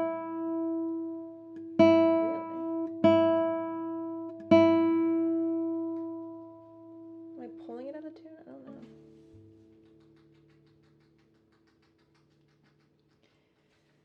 Let's see.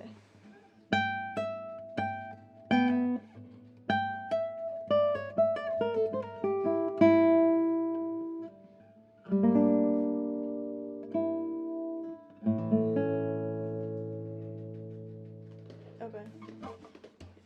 So I guess the tricky thing with this is making...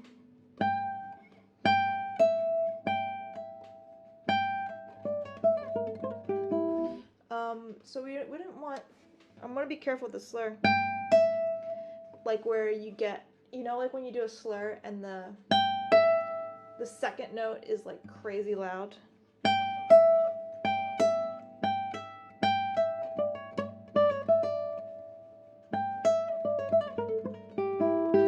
Yeah, I think that's probably something that could happen really easily with this because it's hard to get this slur because it's all the way up here and I want it to be loud. It's the mark is forte, so I might like if I'm not careful, it might get to be gross.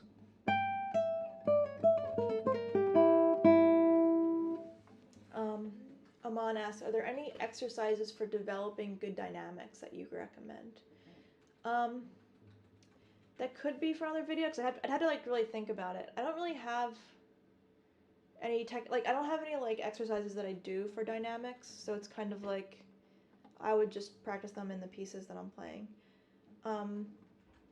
One thing you could do is try to like write in your ideal dynamics on a piece, like maybe pick an easy piece that you can play really well, one that you already know really well, and write in some like ideal dynamics that you'd like and practice it slow and just work on it with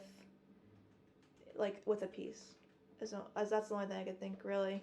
Oh, I'm sorry, I'm probably too quiet again. Yeah, so work on it with your music, the dynamics. And there's things in this, like in this piece, for example, I can already see dynamics that I'm working on these two lines, and I can do a forte and the piano, and then there's things like that this big crescendo in this chromatic scale. Like that's something I would do in my music that I would work on and just try to get that crescendo really well. And when you get better at guitar and you get more familiar with your pieces, you'll probably know where you want to put dynamics more if they're not already written in by the composer or the edition. Because it is good to add ones even if they're not. You don't have to do only ones that are written in. You should add more. So yeah, I would just work on your scales that are in your pieces already. So let's do this one.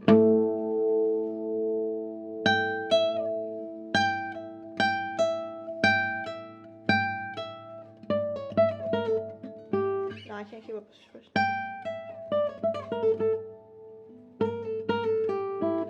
For some reason I want to do E on this string. I don't like the open E. Let me see.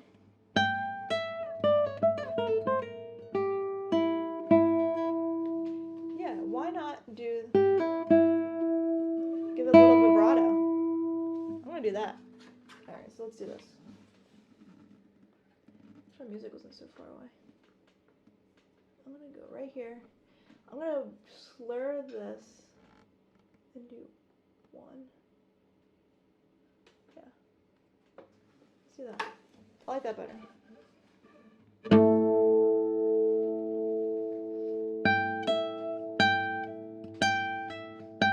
Man, that first note is so hard to get nice. So hard to make that nice sound. This one. So harsh.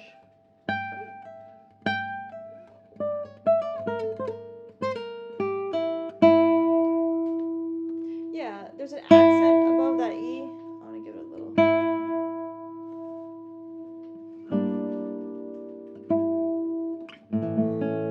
That could have been smoother.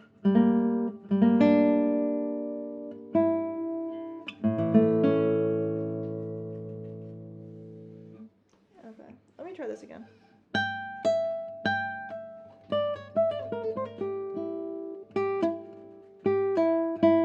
Yeah, I just hate that. I hate that sound that my string is getting there.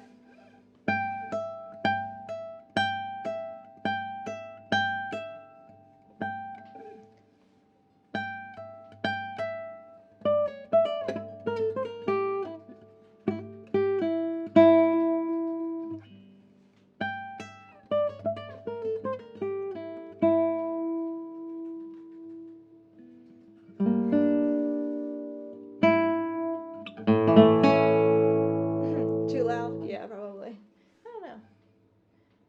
Maybe. Let's do the quiet one. Even quieter. Was that too quiet?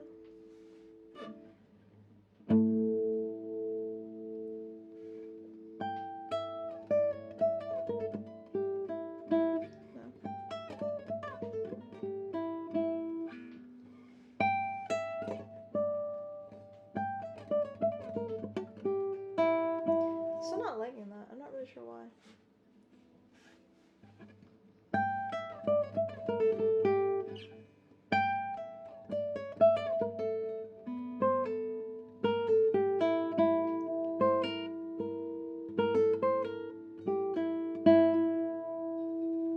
Oh, that's what you meant by bending strings. Yeah, that's like vibrato.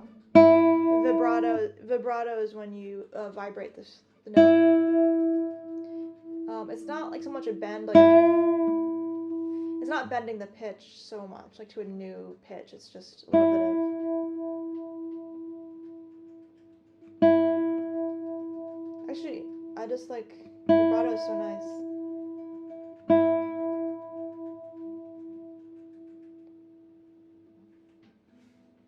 Okay, I'm still not sure. This one, you know what? I like it when it's quieter. Maybe the loud one is just too loud. Like I don't like the way it's.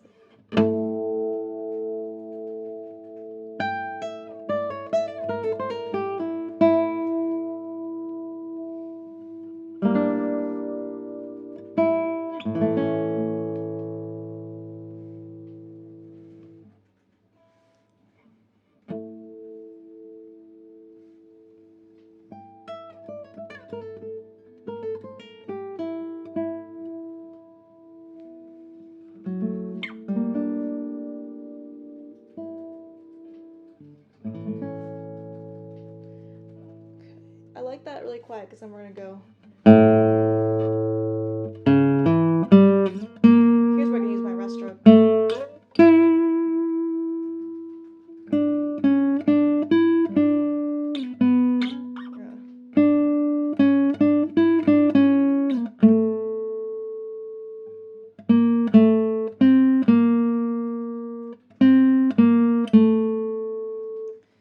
Let's see. One more time. I want that to be like, I don't know, this might be, sometimes, actually this might be good, but sometimes when I first start a piece, like I want to be like really extreme. I want this to be like shocking. I'll probably dial it back later. I always do.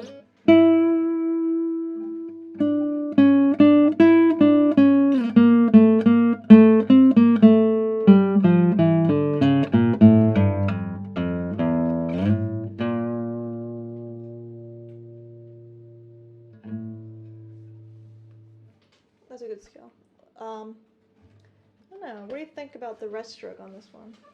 Should we do it like really crazy? That's too much.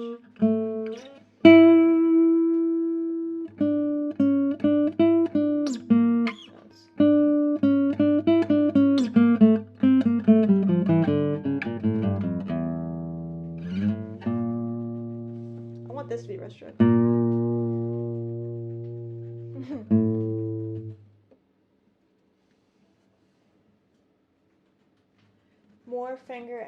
Dean says more finger angle and position a soft rest stroke for the first note.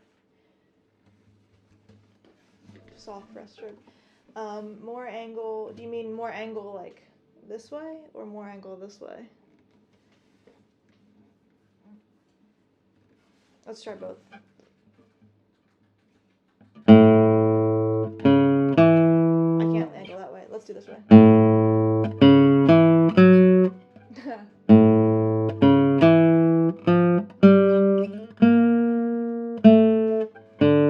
Yeah, the problem is the squeak. It's always the squeak. If I angle too much, it squeaks a little bit. These might be new strings. No, they don't look new. They look old. You know, the days go by so weird now. I don't remember last. I think I put strings on. It feels like yesterday, but I think it was like 3 weeks ago. Let's try more angle. Ooh, I don't know.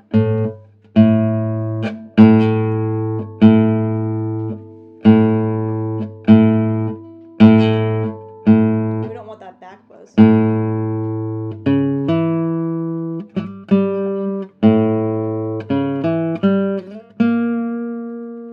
No, that's not right.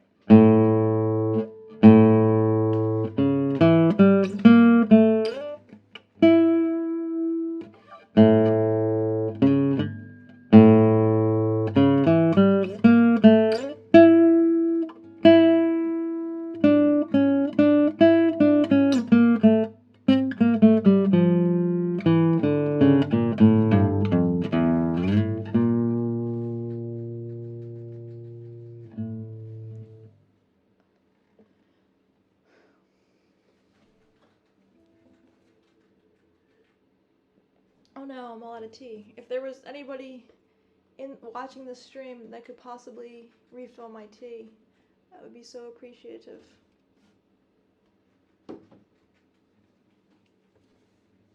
Anybody?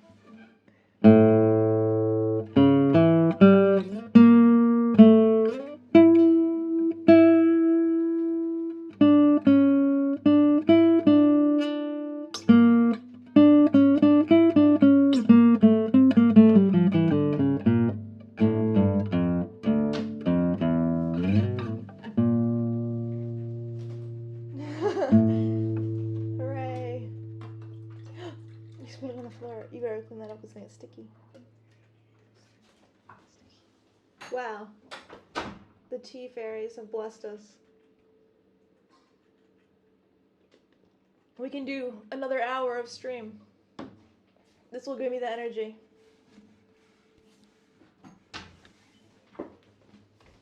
You spilled it on your... Where?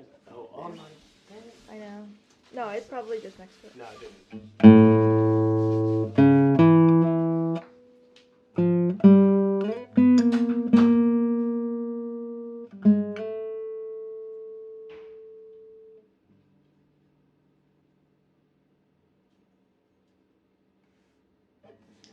Be right back. You okay, baby? What's going on? Hey, baby. Okay.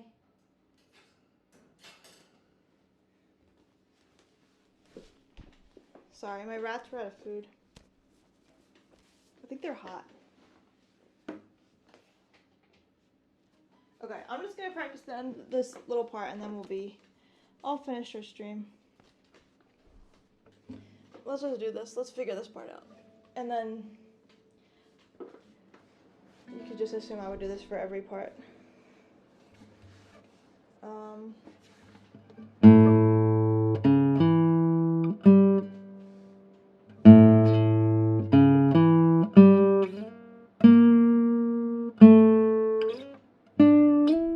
Wait, what did it do there? One more time.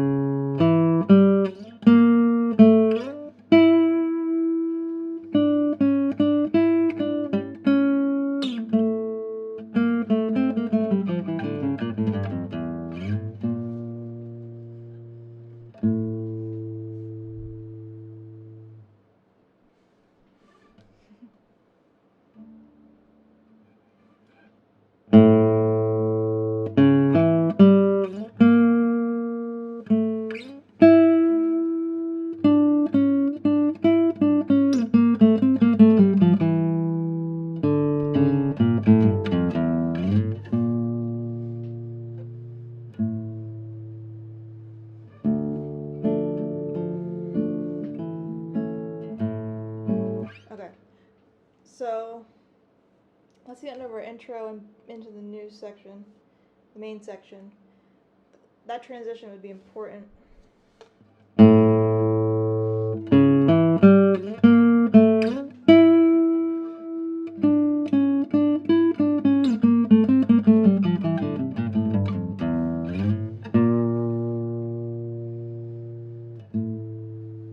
So it's the end of a phrase, a little breath, and then there's piano here, so kind of mysterious.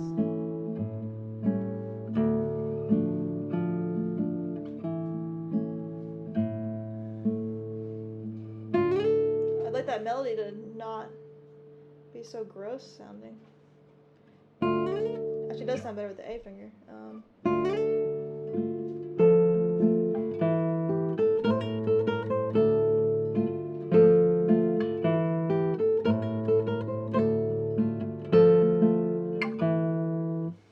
Yeah, so that's.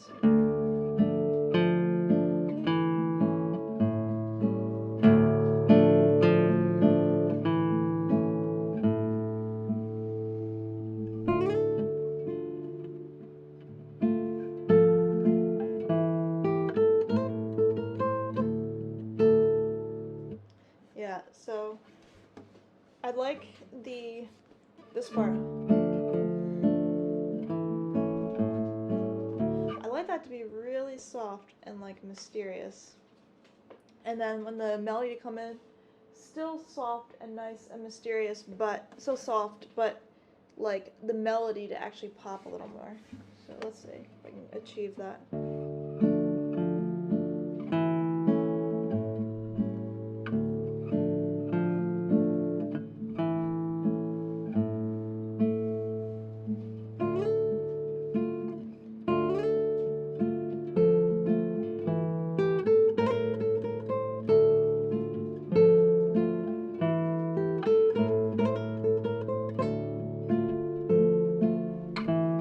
I'm also giving a little bit of, well, a little bit, it's either you rest stroke or you're not, I think. I'm giving rest stroke to these notes that have accents. For example.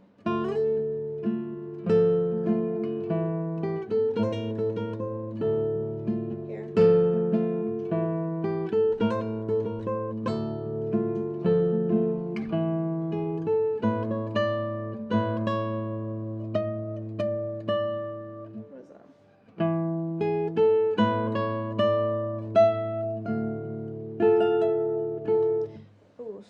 phrase that.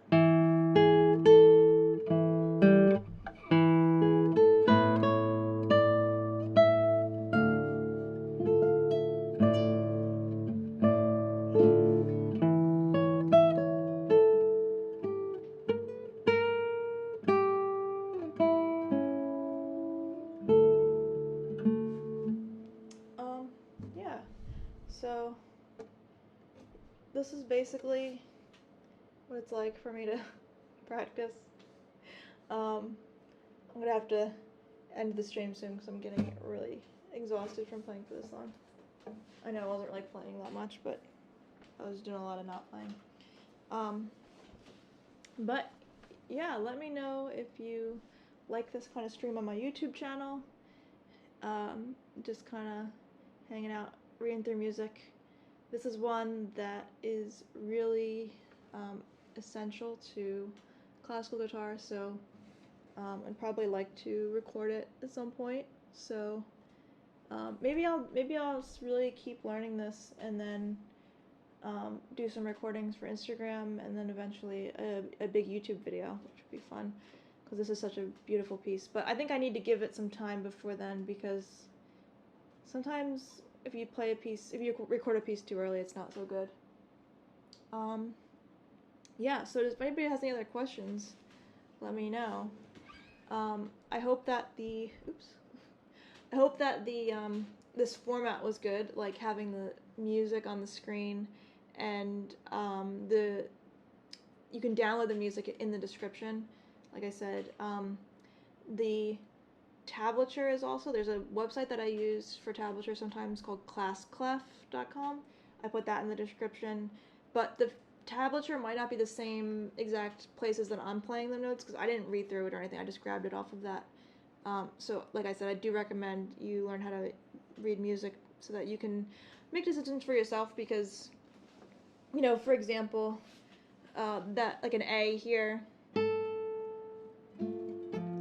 this A could be an A, you know, here. So I don't know what fingering the person who made the tablature did, but if you could read music, you could decide for yourself where you want to play that at. You could also play it here. I don't think anyone in the world has ever played this A in this piece right here, but maybe you want to. So anyway, let me know if you want to see more of these things. Oh, so I'm doing a stream every Tuesday night, and 48 hours before the stream, I will make a little poll about what we want to do, some different options. So if you have any ideas before that, let me know and add it to our poll if they're good. And anyway, thanks everybody for hanging out. It was really fun, and I'll see you later.